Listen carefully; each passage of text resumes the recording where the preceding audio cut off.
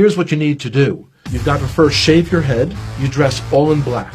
You've got to wear a white robe, eat only kosher foods. You've got to become a vegetarian. You face Jerusalem. You've got to face India when you pray. You pray only in Hebrew, and you grow a nice big beard. And if you do all of those outward cultural things, you'll discover the God of the universe. And I'm thinking, this is crazy that someone thinks that they can force their culture on God, and that God's going to be impressed by what you wear, what direction you face when you pray, what you eat, and all these sorts of things. It seemed to me that if there was a God out there who could be known, he should be able to be recognized no matter where I face, no matter how I'm dressed, because he's God. Growing up, we always understood that we had our Bible and the Gentiles had their Bible, the New Testament, and that they were two completely separate books. Because the only people I knew who were believers in Jesus were all people in our public school who were Italian Catholic, I imagined that Jesus was Italian. And so the understanding that he's actually Jewish was a shock. And then to hear that the New Testament was written by Jews, I couldn't believe it. My expectation was that the New Testament was like my grandparents had told me. It was a book on how to persecute the Jews, and something you should stay away from. Of course, when you're told you should stay away from something, curiosity gets the best of you, and you've got to see it. When I opened the New Testament, I was expecting to find a handbook on how to persecute the Jews. My grandparents had warned me that it was written by people who killed the Jews. That's what I was expecting to see, and yet when I'm opening it, I'm reading a story written by Jews about Jewish people. The New Testament was a fascinating book. And so as I opened this book in the library, I kind of looked around, made sure that none of my friends had seen me taking a Christian Bible off the shelf. And I opened it. Here's the first sentence.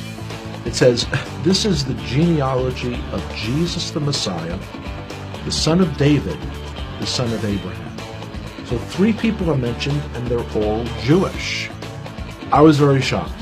And as I continued to read, I'm reading the story of a Jewish man who was born in a Jewish village, in a Jewish country, and one day walks into a synagogue and announces that he is the Messiah.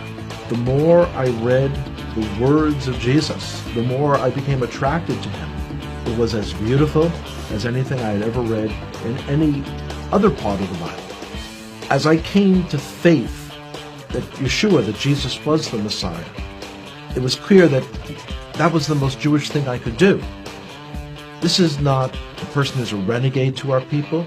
This is the one who was promised in our Bible, the 53rd chapter of Isaiah. It is astonishing. If you would just read that chapter, just without the Bible being around it, you would say, oh, this is some Christian Bible. This is Jesus. When you realize, though, that it's in the middle of our Bible, our Jewish Bible.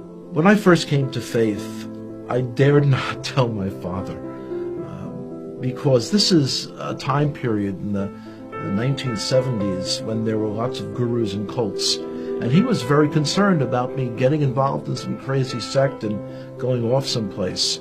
So I waited for months, and when I finally told him, he was very skeptical.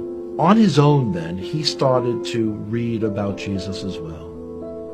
About a year and a half later, I told him that the fellow who wrote one of the books that he had read, that this fellow was giving a lecture in the city of New York. And he agreed to come out to hear that person. And one of the most amazing moments of my life was the speaker said, "Would everyone here who is a Jewish believer in Jesus, would you raise your hand?" And I raised my hand. My father also raised his hand. And I looked over and I said, "Pop," he didn't say would all the Jews raise their hand. He said, would all the Jewish believers in Jesus raise their hand? And my father looked over and he said, yes, I heard what he said. The decision to come to faith in Jesus as the Messiah was not something that was a momentary lark. It wasn't something that was a passing fad. And I could see changes in myself that I knew were not from within myself. I had kind of tapped in to a truth for our Jewish people that was very powerful.